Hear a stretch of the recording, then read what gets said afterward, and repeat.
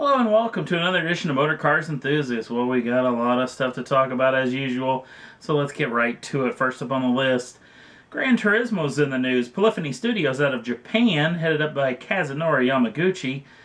Well, they're hearing rumors floating about that the 6th generation of Gran Turismo. Now, I found this a couple of days ago. I actually put it up on the Motor Cars Enthusiasts Facebook page. And now I'm hearing that it might be a fake. Well, the more I think about it, the more I look into it, it kind of may be a fake. November 28th of 2013 is when this game is expected to come out. But they usually take a massive amount of time. Polyphony Studios is pretty much a perfectionist place when it comes to developing this game. And it is a big seller for the PlayStation Network. Especially for the fact that the PlayStation 4 is rumored to be coming out at the end of 2013 around Christmas. So why would they sell one of their biggest franchises on last year's platform right before the launch of the new one? But E3 is going to be coming up in the next several weeks, so I'll at least know some more by then. No word on Polyphony Studios has denied or accepted this little claim. An Italian website actually came up with this and some box art for the new game, and the interwebs went with it, so we'll wait and see what comes of this in the future. Next up on the list, Ford's in the news. Their brand new hybrid program is really starting to kick some butt. Actually, in 2011 was their best year to date in the hybrid sales market when they sold 35,000 units for the year. Well, here we are just into the 5th month of 2013, and Ford has already sold just under 30,000 units, not even halfway through the year. A lot of that having to do with the C-Max Hybrid here. C-Max Hybrid, which has been selling absolute gangbusters, not to mention the fact that the Prius has taken it on the chin for the first quarter, which got a lot of pundits going on and on about whether hybrids have actually hit their high mark yet and maybe start generating going down as they're about 3% of the market. Nonetheless, actually, speaking of Toyota in that particular mark, Ford actually took a hit, or actually hit Toyota where it hurts as well, as the brand new Fusion Hybrid actually is outsold in the month of April the Camry Hybrid. Pretty impressive, but nonetheless, this Ford body, the bodywork on this new Fusion is pretty doggone attractive, so no real surprise there, at least in my eyes, but pretty good job done by the Ford Motor Company. Next up on the list, well, we talked about it, Chevrolet pacing the Indianapolis 500, and now we know it's true, as the Speedway has actually made it official, and so has General Motors. The brand new C7 Stingray Corvette will pace the Indianapolis 500 on May 26th of 2013. Now, you can actually buy one of these versions, the Indianapolis 500 edition version, as they've sold many a times in the past with new Corvettes. This particular Corvette not actually in production yet, so I'm assuming that's why there's such a delay on if you want to have your own 500 edition. You can buy one, but you won't be able to get it till the fall of 2013. So, nonetheless, on the 26th of May, this thing will be heading up the field, and it'll actually be a whole bunch of them rolling around the 500, the Indianapolis Motor Speedway in Indianapolis, Indiana. And a happy 40th birthday to the 911, and the fastest and best 911, at least of this particular generation, as of yet, until we get to see the real hot rod versions coming soon. The new turbo version showed off. Porsche showed off some pictures of this about a couple of weeks ago. I actually posted them on the Facebook page. But now we've got real spec numbers as far as this automobile is concerned. Now, this thing, right off the bat, is going to have rear axle steering, which I find to be really intriguing. Say it's supposed to improve low-speed cornering, and also supposed to improve high-speed cornering, so I can't wait to see what Porsche has done with this. Now, for the part that you've all been waiting for, the big lump that hangs over the rear end of this automobile, that 3.8-liter flat six that will come with direct injection and obviously be turbocharged, will come in at 520 brake horsepower. Car will do 0 to 60 in 3.2 seconds with a top speed of 197 miles an hour. Now, you can buy this particular turbo version for $149,250, but if you want to pump it up just a tad bit, the Turbo S will also be coming out at the same time.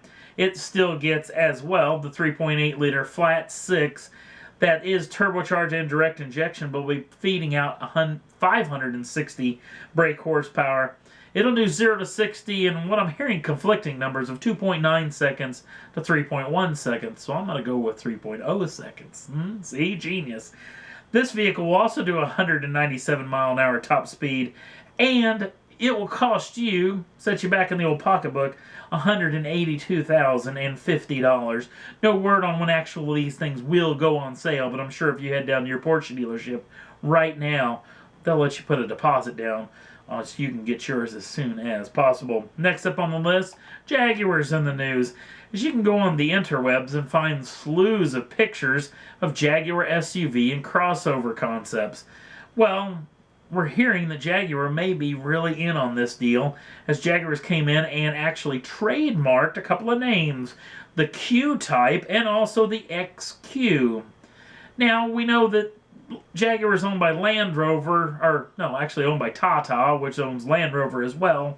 So we're hearing that this thing's going to be built on a Range Rover Sport platform, or quite possibly the Evoque platform, or maybe the pair of them in either Q-Type or QX form or XQ form. So we'll wait and see what comes of this. Maybe we'll get some news at the next auto show.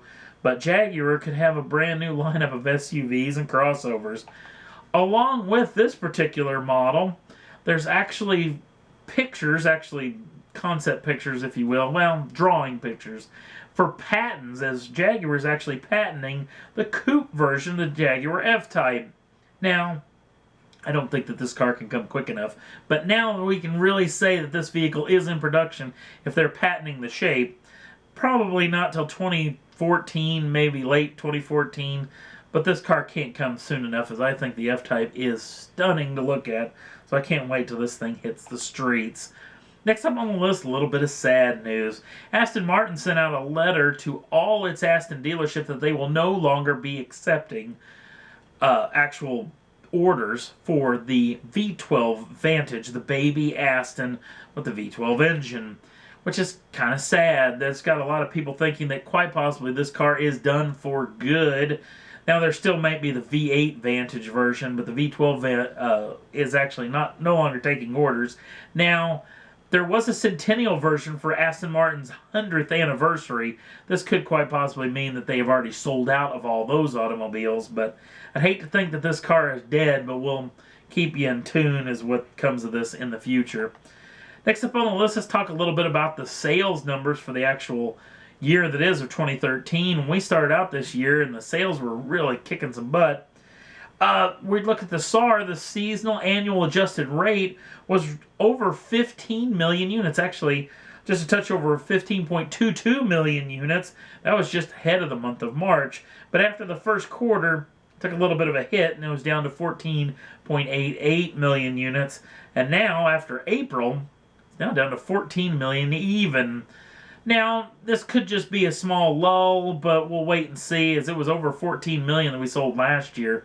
But hopefully it can get a kick in the rear and get us up to around 15, 16 million like it was before the economic downturn, as the automobile industry has been the bright spot in this economic recovery, if you will. And that's all there was that I thought was worth talking about for this week's Motor Cars Enthusiast. If you want to jump on over to the Facebook page, I got a link down in the show notes, take you right over there. It'll get you some pictures, actually, of some shots from the Nürburgring. If you ever want to waste some time at work or on the weekends, a little bit in the morning, you can go to the Nürburgring webcam and actually get some shots of some stuff that's pounding around there. I got some pictures of a Rapide and a 430 Scuderia and some other cool stuff that pounds around there. Pretty doggone interesting to see them in the staging lanes. Also, if you want to subscribe to the channel, you can do so at any time. Get the first dibs on the brand new shows as soon as they're out. Thanks for watching, and we'll see you again real soon.